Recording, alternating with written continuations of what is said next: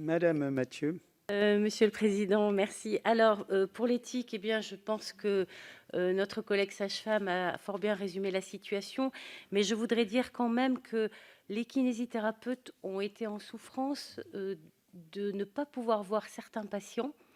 Et ils nous en ont fait part, certains. Alors, il y a les EHPAD, bien évidemment. D'ailleurs, j'ai omis de vous dire que j'ai saisi le défenseur des droits au plus fort de la crise et que je rencontre la semaine prochaine les représentants du défenseur des droits parce que j'estimais que c'était une atteinte à leurs droits fondamentaux d'être soignés.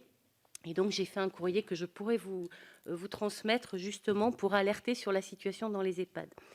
D'autres patients immunodéprimés, par peur, ont arrêté leur séance de kinésithérapie. Je pense par exemple aux porteurs de sclérose en plaques et pour lesquels c'est extrêmement important d'avoir un suivi.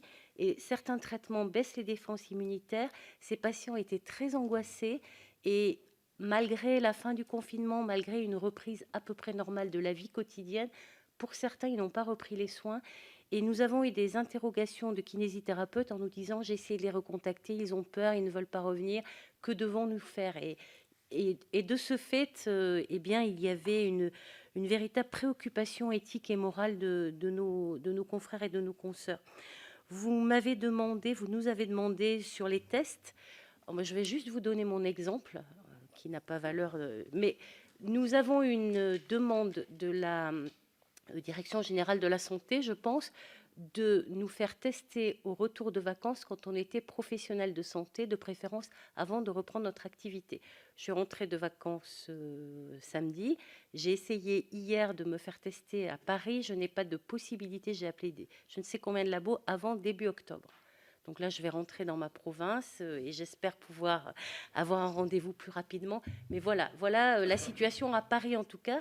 Il y a un drive spécifique pour les professionnels de santé à Paris, dans le 17e, mais apparemment, il faut être parisien, je crois, enfin en exercice à Paris, ce qui paraît logique.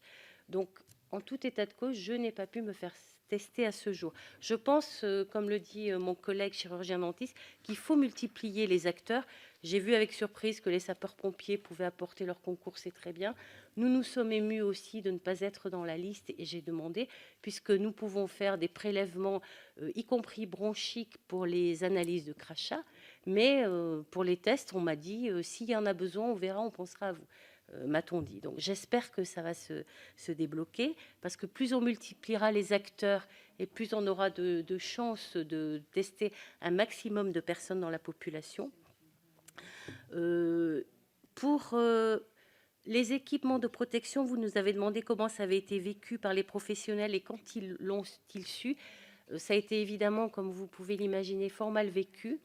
Et j'en veux pour preuve, j'avais été sollicitée par une association de patients, l'association des paralysés de France, qui m'alertait parce qu'il y avait beaucoup de patients qui avaient arrêté leurs soins et qui avaient de grosses difficultés physiques, faute de soins. Et donc, j'étais passée dans, je crois que c'était le magazine de la santé, j'avais dit, il faut continuer, il faut revenir chez le kinésithérapeute. Les kinésithérapeutes sont capables de vous assurer des soins en assurant les mesures barrières. J'ai eu des torrents d'insultes en me disant, vous nous envoyez à la mort, on n'a pas assez de masques, on n'en a pas. Voilà, donc ça, ils l'ont fort mal vécu et ça a été, ils ont eu ce sentiment d'abandonner leurs patients, notamment les BPCO aussi. J'ai été sollicitée par des associations de patients, mais je leur disais, nous n'avons pas de FFP2, nous ne pouvons pas faire de soins. Et heureusement que certains réseaux, j'ai été sollicitée par le CHU de Bordeaux et grâce à certains réseaux, on a pu avoir des masques, on a pu avoir des FFP2, on a mis des systèmes de garde pour les mucoviscidoses et les patients qui avaient besoin de kiné respiratoire. Sur les zoonoses, on a une formation de base tout à fait limitée, je dirais, qui n'est pas peut-être suffisamment satisfaisante et il faudra peut-être revoir les choses en effet. Je pense que sur les équipements de protection, moi j'ai demandé au ministère, puisque nous n'allons plus avoir les dotations d'État toutes les semaines, c'est la fin bientôt, je leur ai demandé si on pouvait assurer au moins un prix plancher, puisqu'il faudrait revenir au moins au prix antérieur à la crise. Nous avions tous des masques, hein. Nous, en hiver, on travaille bien sûr dès qu'on est enrhumé avec des masques, mais les prix se sont envolés. Et c'est une charge insupportable pour nos cabinets et pour nos revenus. Donc je demande vraiment à ce que nous ayons des prix planchers si on ne nous donne plus les masques dont nous avons besoin. Les CPAM, je n'en ai pas parlé, nous envoient actuellement des directives contradictoires. Nous avons des kinésithérapeutes qui m'ont alerté cette semaine et la semaine dernière. Dès lors qu'ils étaient cas contact, eh bien, on leur demandait de rester chez eux pendant 15 jours, alors que ce sont des professionnels de santé. Ce qui est complètement aberrant, parce que quand vous soignez des patients Covid, forcément, vous êtes cas contact. Et être cas contact dans le cadre de sa profession ou en dehors. Donc là, j'ai écrit, parce que j'écris beaucoup, vous voyez, j'ai écrit au directeur général de l'assurance maladie et au ministre pour l'alerter sur la situation de cette disparité et de ces directives. Mais oui, oui, mais c'est complètement incohérent. Voilà, si. Vous aussi? Merci de soulever ce point, effectivement, qui émerge depuis une semaine, 15 jours. Oui. On met en quatorzaine toute l'équipe officinale. On ne va pas fermer toutes les officines de France. Oui, voilà, parce que par définition, vous serez en contact avec des gens qui ont le Covid. C'est ça. Sinon, c'est que vous restez chez vous.